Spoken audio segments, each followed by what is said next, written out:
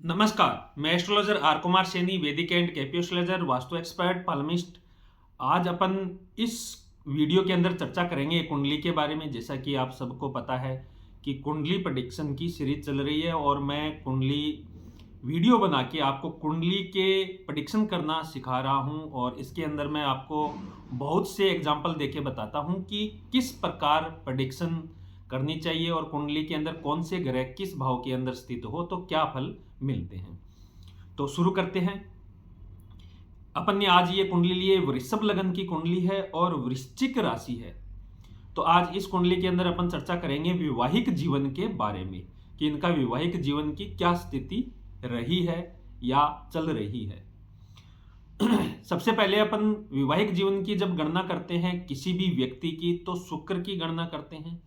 साथ में सप्तम भाव के स्वामी और सप्तम भाव के अंदर बैठे ग्रहों की गणना, उनका व्यवहार, उनका स्वभाव, उनके तत्वों की गणना करनी जरूरी होती है। तो इस कुंडली के अंदर शुक्र है वो अपनी स्व राशि के लगन के अंदर स्थित है, लेकिन शुक्र है वो छठे भाव का भी स्वामी है। छठा भाव है वो सप्तम भाव का व्यय स्थान यानी 12वां स्थान होता है, जो वैवाहिक जीवन का व्यय करता है। तो छठा स्थान है वैवाहिक जीवन के लिए अच्छा नहीं माना जाता, पहली चीज। दूसरी चीज कि सप्तम भाव के अंदर इनके मंगल अपनी स्व राशि के अंदर बैठा है, लेकिन मंगल 12वें भाव का भी स्वामी है। मंगल यहाँ पे चंद्रमा के साथ में युति करके बैठा है, चंद्रमा अपनी नीच राशि के अंदर है। तो ऐसी स्थिति में चंद्र और मंगल की सप्तम भाव में उपस्थिति जो जातक की पत्नी होगी वो गुस्से वाली होगी, बहुत ज्यादा आर्ग्यूमेंट्स करने वाली होगी, और उसका व्यवहार भी चंद्रमा की गति की तरह बदलता रहता है दिन प्रतिदिन। आज बहुत खुश रहेगी, कल बहुत ज्यादा गुस्से रहेगी, परसों बहुत ज्यादा दुखी रहेगी। हर चीज के अंदर शक करना, मीन मेख निकालना उसकी आदत बन जाती है। तो ऐसी स्थिति के अंदर वैवाहिक सुख के अंदर कमी हो जाती है। सबसे पहले तो उनके बीच में धीरे धीरे विवाद उत्पन्न होता है, बहसबाजियां होने लग जाती है। फिर वो बहसबाजियां हैं वो गुस्से में कन्वर्ट हो जाती है और गुस्सा जिद के अंदर कन्वर्ट हो जाता है, और वैवाहिक जीवन के अंदर झगड़े हैं वो बहुत हाई लेवल पे पहुंच जाते हैं और अंततः उनका तलाक हो जाता है। और ऐसी स्थिति के अंदर जातिका की पत्नी है उसके ऊपर कोर्ट केस भी कर देती है, क्योंकि मंगल और चंद्रमा की युति सप्तम भाव के अंदर, मंगल और चंद्रमा की दृष्टि शुक्र के ऊपर पड़ रही है। शुक्र के ऊपर क्रूर यानी मंगल की दृष्टि पड़ना वैवाहिक संबंधों के अंदर उग्रता उत्पन्न कर देता है। तो ये जो तीनों स्थिति बनी है, चंद्रमा, अकेला चंद्रमा भी वैसे वैवाहिक जीवन के लिए अच्छा नहीं माना जाता है अगर उसकी उपस्थिति सप्तम भाव के अंदर हो, और चंद्रमा को साथ मिल रहा है मंगल का भी, तो ऐसे में और स्थिति गंभीर होगी। और मंगल है वो सप्तम भाव का स्वामी होके साथ में 12वें भाव का भी स्वामी है, और दूसरी चीज शुक्र है वो छठे भाव का भी स्वामी है। तो 12वें का और छठे भाव के स्वामियों का आपस में दृष्टि संबंध बन रहा है। चंद्रमा और शुक्र का दृष्टि संबंध बन रहा है, मंगल शुक्र का दृष्टि संबंध बन रहा है।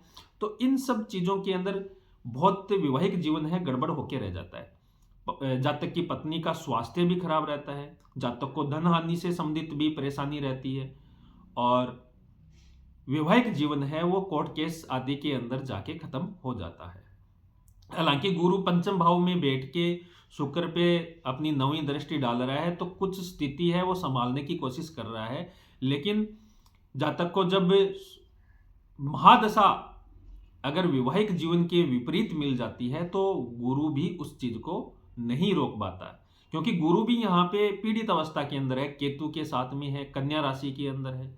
तो जातक को शेयर सट्टा बाजार आदि से भी लॉस हानि उठानी पड़ती है, संतान पक्ष भी उसका कमजोर रहता है। तो इस स्थिति के अंदर वैवाहिक जीवन है वो खराब होता ही होता है। अगर आप शादी करने जा रहे हैं और आपके पार्टनर की कुंडली के अंदर सप्तम भाव पीड़ित है या सप्तमेश पीड़ित है या शुक्र पीड़ित है, तो वैवाहिक संबंध है वो सावधानी से स्थापित करना चाहिए। वैवाहिक जीवन शुरू करने से पहले, वैवाहिक संबंध स्थापित करने से पहले कुंडली मिलान करना चाहिए कि दोनों की स्थिति आगे चल के क्या रहेगी।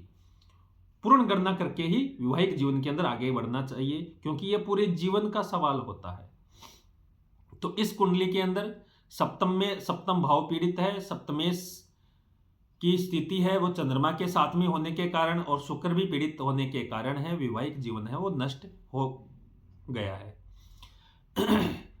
और अगर आप अपनी कुंडली दिखवाना चाहते हैं, प्रेडिक्शन करवाना चाहते हैं, अपने जीवन के से जुड़े तमाम पहलुओं के बारे में जानना चाहते हैं कि कब क्या स्थिति उत्पन्न होगी और क्या इवेंट घटित होंगे, तो मेरे दिए हुए नंबरों पे आप व्हाट्सएप करके कुंडली प्रेडिक्शन करवा सकते हैं और अपनी भविष्यवाणी ले सकते हैं कि किस साल के अंदर, किस समय के अंदर आपको किन किन चीज़ों का सामना करना पड़ेगा।